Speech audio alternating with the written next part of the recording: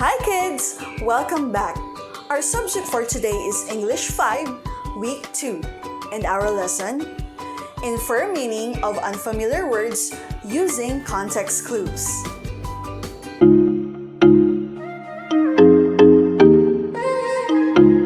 But first, what is context? And what is context clues? Context is a group of words or ideas around your unknown word.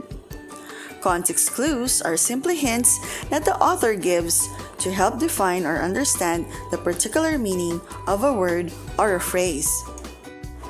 These clues can be found in the same sentence as a vocabulary word or elsewhere in the passage. There are 4 types of context clues. 1. Definition or explanation. 2. Restatement or synonym. 3. Contrast or antonym. And 4. Inference or general context clues. Let us discuss first the first type of context clues, definition or explanation. It is the most straightforward hint. It defines the precise meaning of a vocabulary word in the sentence itself, usually immediately or closely following the vocabulary word. For example, she heard the cry of the banshee, a spirit that alludes to the death of a family member last night. The word banshee is defined in the sentence as a spirit that alludes to the death of the family member. Next example. His emaciation, that is, his skeleton-like appearance, was frightening to see. Skeleton-like appearance is the definition of emaciation. The next type of context clue is restatement or synonym. It uses a similar word or phrase to a vocabulary word to help give words meaning. Sometimes, synonyms are used to paint a clearer picture, or sometimes they are used for emphasis. Let's take this sentence as an example. His animosity or hatred towards his sister divided the family. The word animosity means hatred, which also indicated in the sentence. Next example. This situation is a conundrum, a puzzle that's difficult to solve. Conundrum means puzzle. Now let's practice the first 2 types of context clues. Bill felt remorse or shame for his harsh words. What is the meaning of the word remorse? Correct!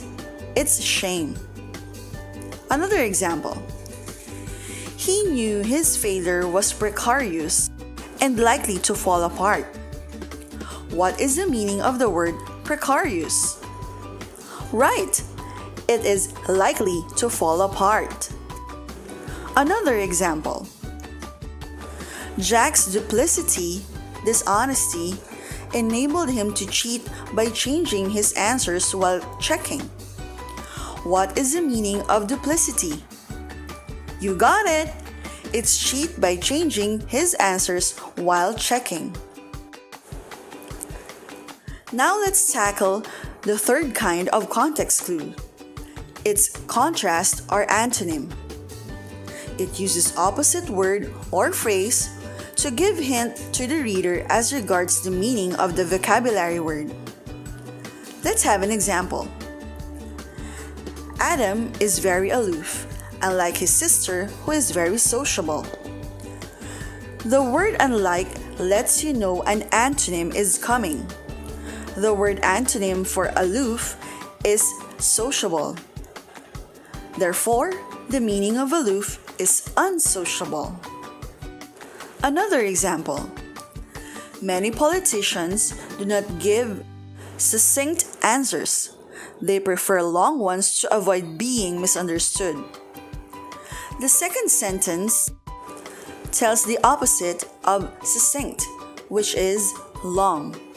Thus, the meaning of succinct is short or brief. Now let's discuss the final type of context clue. It's inference, or general context clue. This context clue encourages the reader to use reasoning skills in order to figure out the meaning of an unknown word. Let's take this for an example. Wherever she goes, the esteemed Dr. De La Cruz is applauded for her COVID-19 vaccine inventions. The meaning of the word esteemed can be inferred in the statement, applauded for her COVID-19 vaccine invention. If she is being applauded, then she is being greatly admired. Another example. Speaking rudely to the judges was rash behavior. He lost his chances of winning. The word rash can be inferred to a statement, speaking rudely to the judges. Thus, rash means lack of caution. Now let's discuss contrast and inference context clues. Most Filipino politicians did not believe women's suffrage. Only men could vote and run for office in the Philippines until 1936. What is the meaning of suffrage? The meaning of speech or right to vote. Another example. The feral cat would not let us pet him, unlike our friendly cat. What is the meaning of feral? It is wild. And that ends our lesson regarding context clues. I hope you learned a lot today and can answer our worksheets properly. Till our next lesson, goodbye!